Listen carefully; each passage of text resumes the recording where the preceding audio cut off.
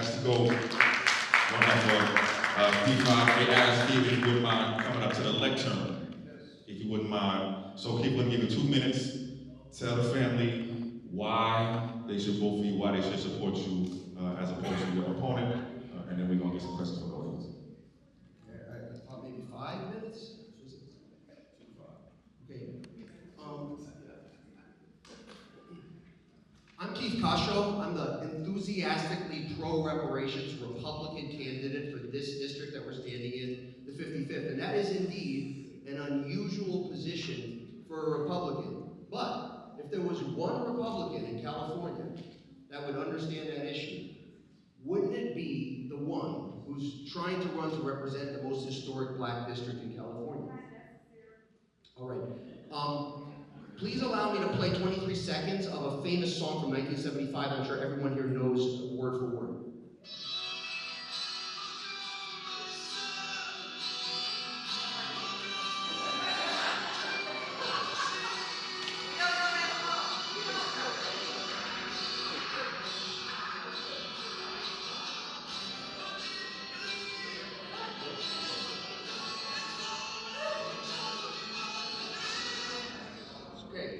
Yes, the political machine. Okay, did everybody catch that lyric? I'm gonna speak it, and I'm gonna use a female pronoun. Welcome, my daughter. Welcome to the machine. What did you dream? It's all right. We told you what to dream. We told you what to dream. Now, let me quote from my blog post titled Slavery, Reparations, and the Political Machine. Quantitative reparations research and implementation is the best, most honest, most serious, and healthiest way for us Americans to finally address this country's history of racial exploitation. Now, how might we do that? I hope I can share something this evening that'll be useful regardless of whether I get elected or not. And I'd like to say that there's 2 kinds of people in politics. I'm not talking about Democrats and Republicans. There's people who need politics for money, and there's people who don't. Now, there's a lot of amazing activists here this evening, some of the very best, and who have a lot of hard-earned experience. And they've seen how movements can gain momentum and movements can lose momentum. And if you have in mind an activist or a political worker or an elected official, and you realize, if we realize, that this person needs that political work to put food on the table or to pay rent, we're probably not going to see fierce independence from that person. If the people who are meant to carry a radical project like American slavery reparations into the proverbial end zone need that work in order to pay rent, you might have to forget about that radical project. Instead, what we would see is cycle after cycle of grift. Grift on the suffering of the American black community. And with each cycle of grift, the cynicism sets in deeper. Now, by the way, there is absolutely no money in underdog Republican political campaigns in Los Angeles. I can assure you, 0. Okay? But if that lack of money repels anyone, I get it. But it's better to know that up front. Now, my opponent is a super nice guy. He's a smart guy. But if I were to pantomime the political predicament that he's in, I would do it like this.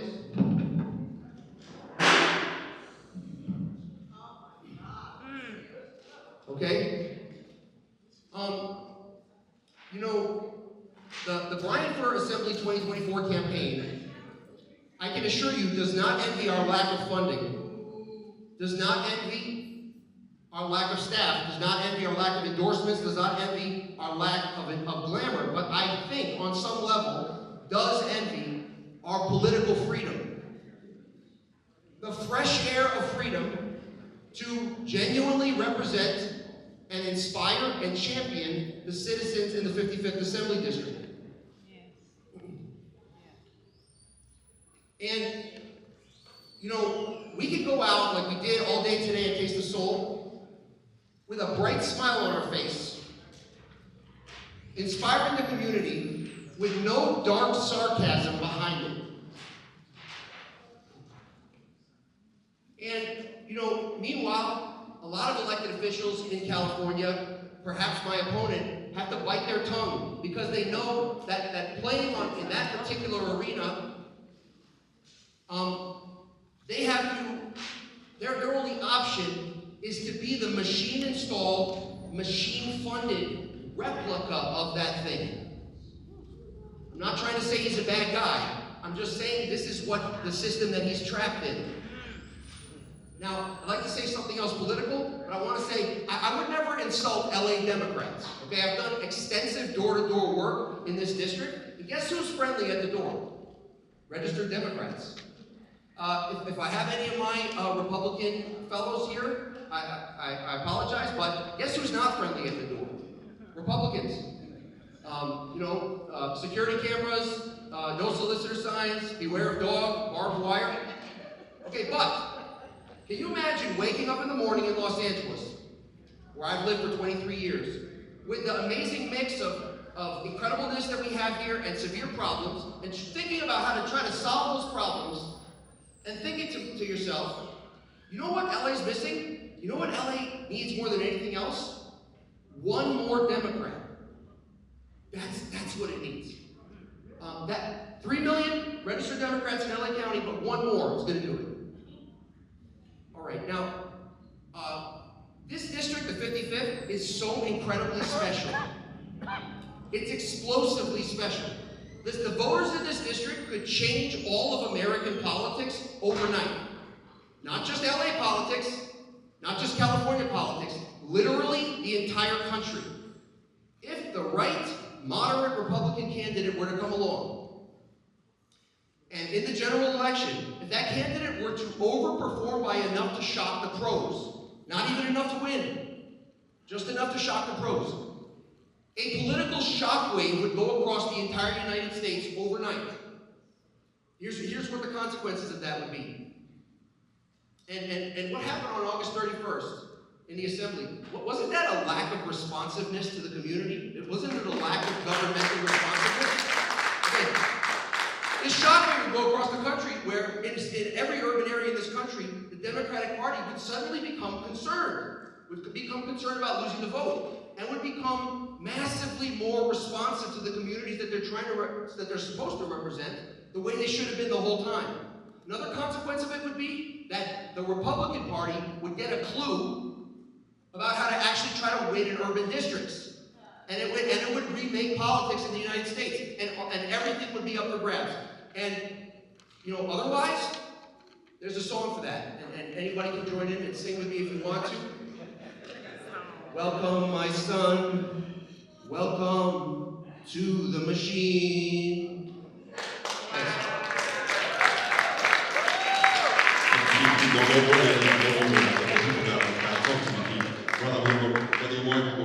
I can take 2 questions for Keith. Brother, family, and then 1 more question for Keith after that. All right. What does reparations mean to you, and why have you decided to run for reparations? Like, what benefits are you going to get out of this? And why are you wearing red, black, and green shoes? Okay, these shoes have proven very versatile. Everything I do as a candidate is something I learned over time. I used to come down oftentimes after church to Leimert Park, and I would campaign here wearing much more conservative shoes and more conservative tie. And I heard something that I thought was a joke, and then I decided in the end that it wasn't a joke. I was being mistaken for law enforcement. And so I took some advice, and I colored it up a little bit, and I've gotten a better response. The shoes also came in handy for Hispanic Heritage Month, because they're basically the colors of the Mexican flag also. Okay, but much more important question. How did I get to... Hold on. How did I get to reparations? So, I'm an engineer by profession, okay? I'm a software engineer. You give me a task, like try to win the assembly seat in the 55th district, where I've lived for 23 years.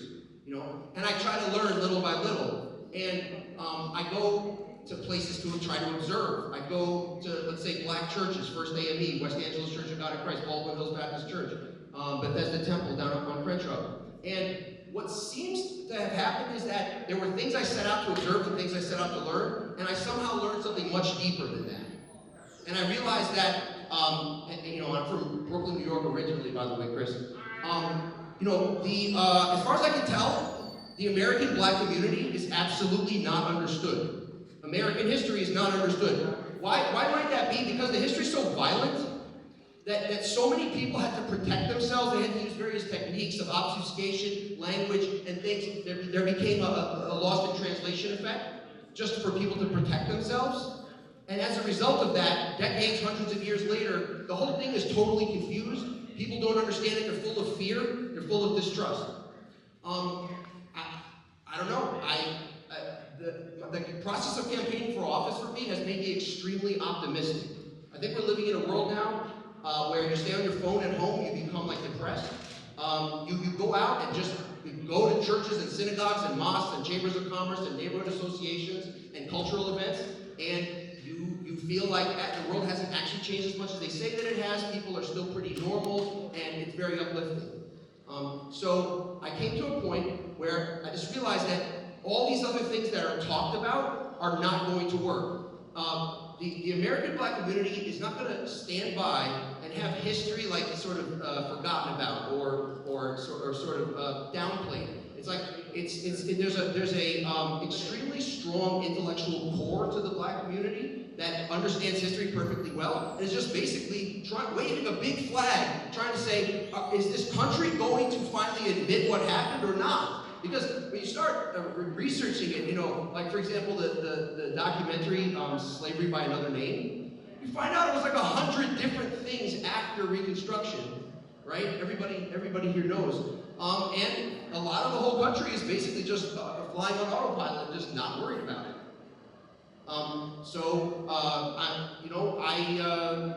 It's been life transforming for me. Okay, cash payments.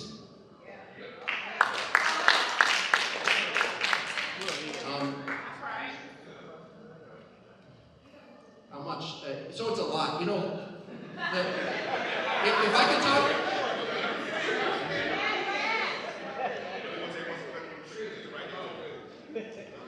Hi, this is Steve. I want to know what is the number one thing that you, as a Republican candidate for District 5, would do differently from our current representative? The number one thing that you would change.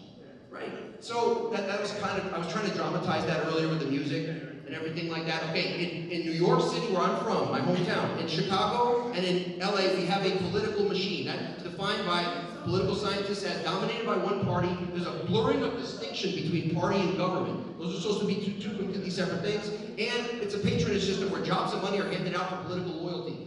In all of human history, you don't tend to see accountability from elected officials in a system like that. So what I'm trying to experimentally try to show is that there actually could be genuine political competition in an urban area that usually is thought of as being like completely foregone to a machine.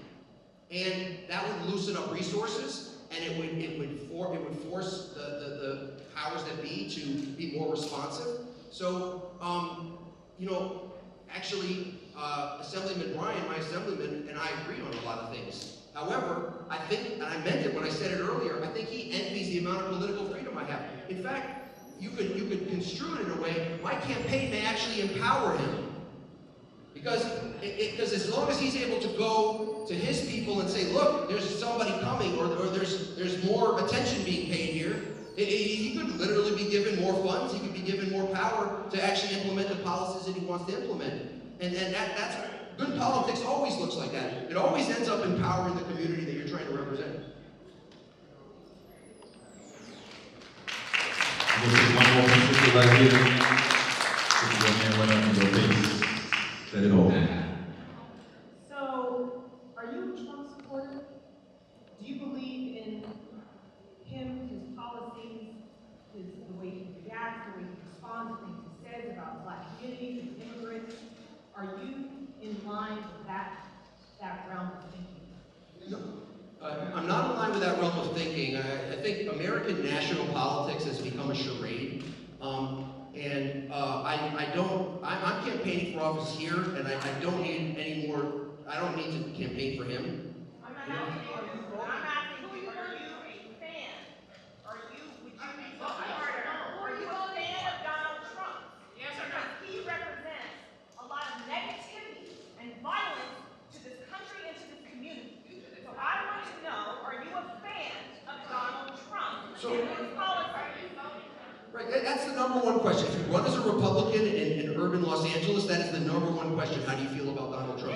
I think a Republican candidate has to have a PhD level answer for that. Okay.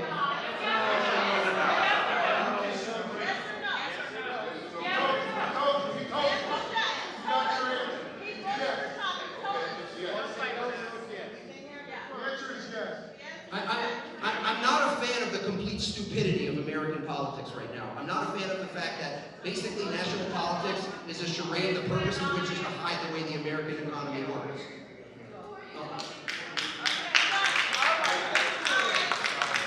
Okay, so Keith, I'm just gonna pick up on the question that I want to get to our next candidate. The question is, are you a supporter or are you going to Trump? The answer, can you answer yes or no? I haven't voted yet. I'm not a supporter of Donald Trump. I haven't voted yet. Right now, my current thinking is I want to vote for the most anti-war candidate.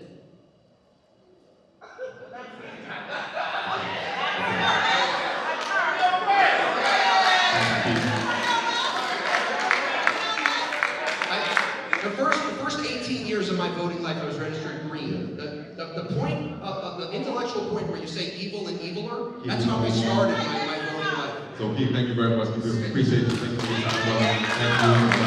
Thank you very much.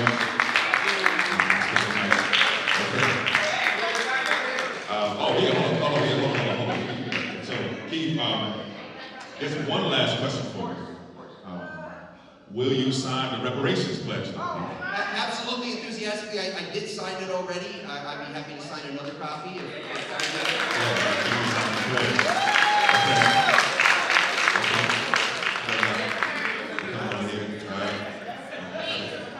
Okay, all right. So Keith has signed it already. Keith has actually signed it already. Okay, let's go. Keep on here if you don't mind. People want you to see it. People want to see you do it, Keith. Give me a blank one if you don't mind. Give me a blank one. And where's that pen at? I'm putting everybody, we want to see everybody do it. Where's that pen at, fam? All right. Sign it on the line. Okay. And family.